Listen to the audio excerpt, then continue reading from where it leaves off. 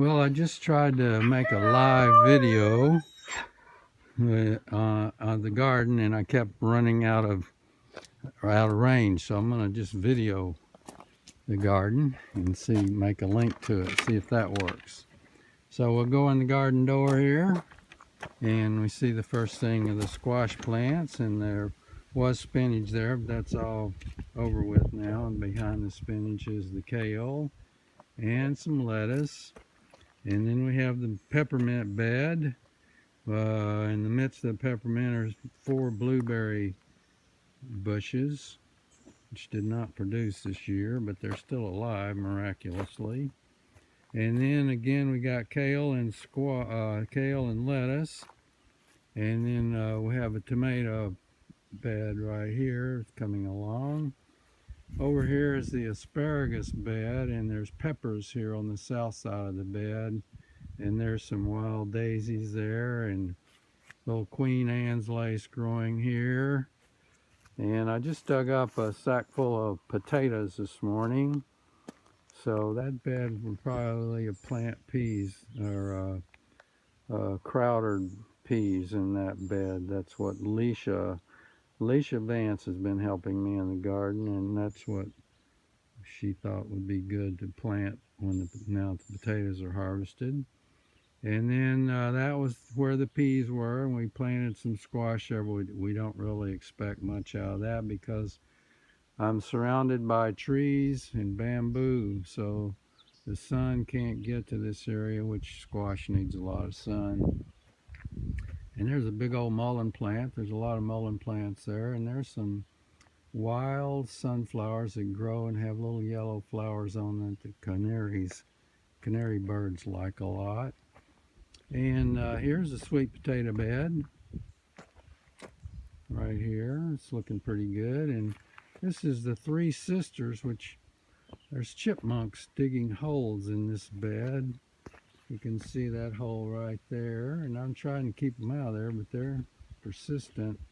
Three Sisters means corn, squash, and beans. So this is not really all that great, but it's better than it has been the last 2 or 3 years that I've tried to plant it. And then through the middle of this bed right here, you can see the okra, and on both sides of the beans, and here in the end is a nice beautiful little zinnia plant. And again, we're going to walk up by the asparagus bed. We'll go into the greenhouse. That's a nice bed of thyme right there, and a tomato plant over there by the little Zen garden. The echinacea coneflowers, and we have 2 little apple trees here. Those are dwarf apple trees, and there's a container where I drain my water down from the roof on the carport. And over there, the strawberries and blackberries.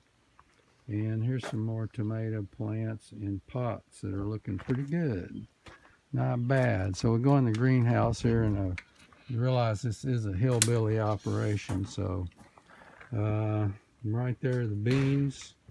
There was also spinach in this bed earlier, but we harvested all that, and now we have some beans, and there's a tomato plant there. And again, we got more lettuce, kale, and chard, and collards right there, collards.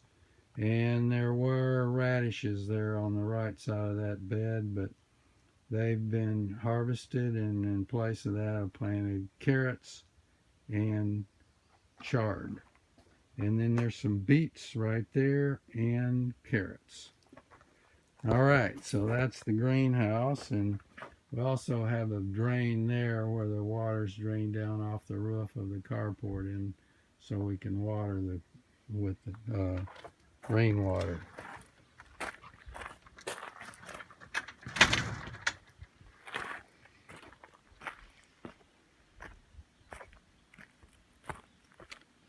So we'll walk down here, and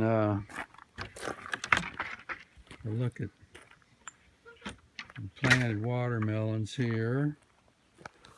Well, in the summertime, there's more sun in this area, so we'll see if we can get some melons. I've never had much luck with them. And then more squash right there, and that's a plum tree, and there's more of those wild sunflowers.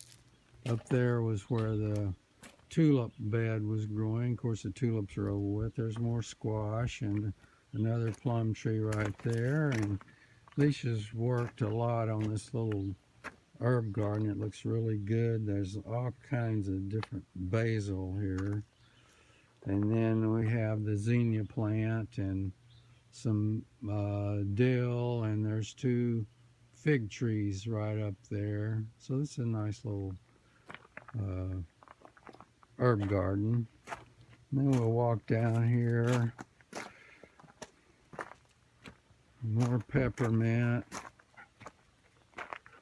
And hopefully I will not fall down the hill and break my whatever. So we'll walk down the hill, and over to the right is the Zen garden. This is the major Zen garden.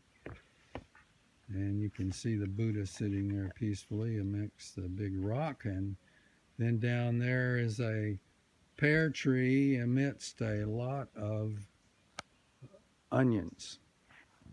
So then I just threw some broccoli in there. Never expect much from broccoli. It seems like something that always eats it. And this is kind of the side of the garden where there's not much going on because we're under a big old tree right there. Big old hickory tree. So it kind of blocks out the sun. So I have to plant things here that don't require much sun. So we walk along here. Hope I don't fall off this edge of the cliff.